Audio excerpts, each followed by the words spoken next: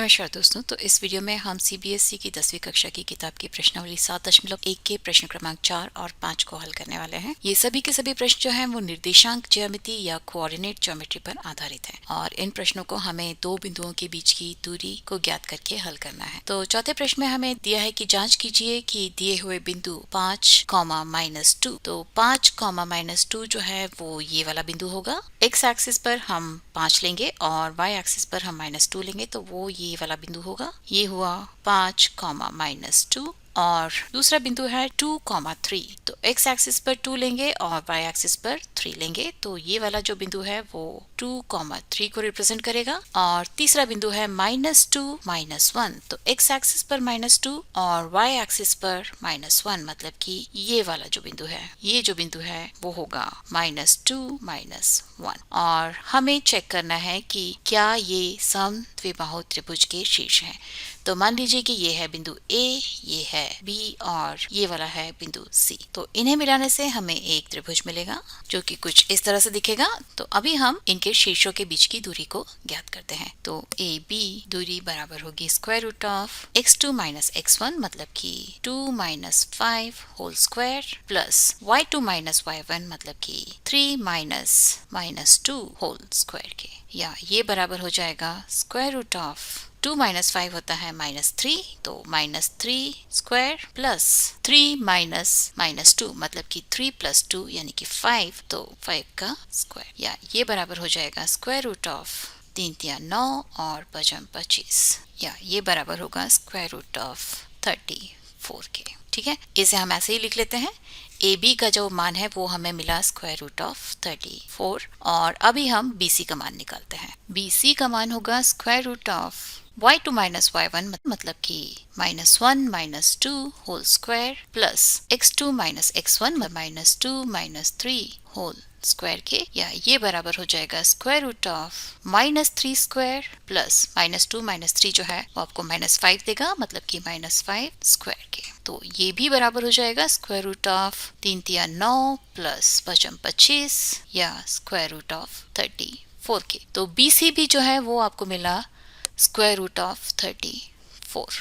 और अभी हम बात करते हैं सी ए की। तो सी ए बराबर होगा x2 - x1, मतलब कि 5 - 2 whole square plus y2 - y1, मतलब कि -2 -1 होल स्क्वायर। तो ये बराबर हो जाएगा √5 -2 हो जाएगा +2, मतलब 5 + 2 यानी कि 7 स्क्वायर प्लस -2 और -1 हो जाएगा +1, तो -2 + 1 आपको देगा -1, तो -1 होल स्क्वायर के, या ये बराबर होगा 7 × 7 = 49 प्लस 1, या √50 के बराबर।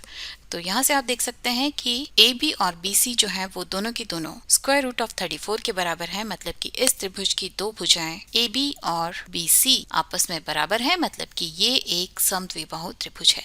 तो वास्तव में आप ये दोनों लंबाइयां निकाल के यहीं पर भी रोक सकते थे, ये निकालने की जरूरत नहीं थी। तो तीसरी लंबाई जो है वो आपको निकालने की तभी जरूरत है जब आपको चेक करना हो कि ये एक समबाहु त्रिभुज है। समद्विबाहु त्रिभुज की दो भुजाएं बराबर होती हैं और वो हमें यहीं पर मिल गया है, तो आप इसे यहाँ पर भी जोड़ सकते हैं।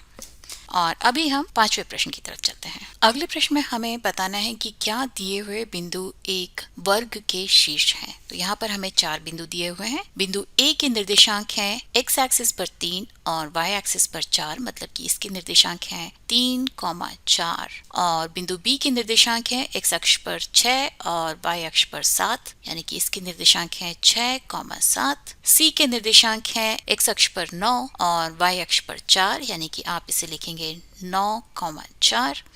और डी के निर्देशांक जो है वो है x अक्ष पर 6 और y अक्ष पर 1, मतलब कि इसे आप लिखेंगे 6, 1 के रूप में।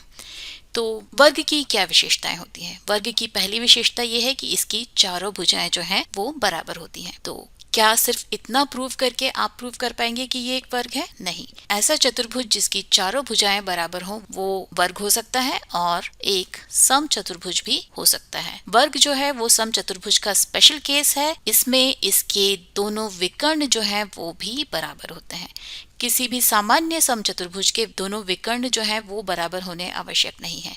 तो यहाँ पर ये एक वर्ग के शीर्ष है, ये प्रूव करने के लिए हमें पहली चीज प्रूव करनी होगी कि इसकी चारों भुजाएं जो हैं वो बराबर हैं, और साथ ही साथ इसके दोनों विकर्ण जो हैं वो भी आपस में बराबर हैं, तभी हम प्रूव कर पाएंगे कि ये एक वर्ग है। तो पहले हम इसकी चारों भुजाओं की लंबाई निकालते हैं। तो AB बराबर हो जाएगी square root of x2 minus x1 मतलब कि 6 minus 3 whole square plus y2 minus y1 मतलब कि 7 माइनस 4 होल स्क्वायर के। तो ये बराबर हो जाएगा square root of 3 square plus 3 square के, या ये बराबर होगा 3 रूट 2 के। और अगर हम BC की बात करें तो BC बराबर होगा square root of 9 minus 6 whole square plus 4 minus 7 whole square के, या ये बराबर हो जाएगा square root of 3 square plus minus 3 square के, या ये भी बराबर होगा 3 रूट 2 के। और CD की अगर हम बात करें तो ये बराबर होगा square root of 6 minus 9 whole square plus 1 minus 4 whole square के, या ये बराबर होगा square root of minus 3 whole square plus minus 3 whole square के, या ये भी बराबर होगा 3 रूट 2 के। और DA की जब हम बात करते हैं तो ये बराबर होता है square root of 3 minus 6 whole square plus 4 minus 1 whole square के, या ये बराबर होगा minus 3 whole square plus 3 square के, या ये भी बराबर होगा 3 रूट 2 के।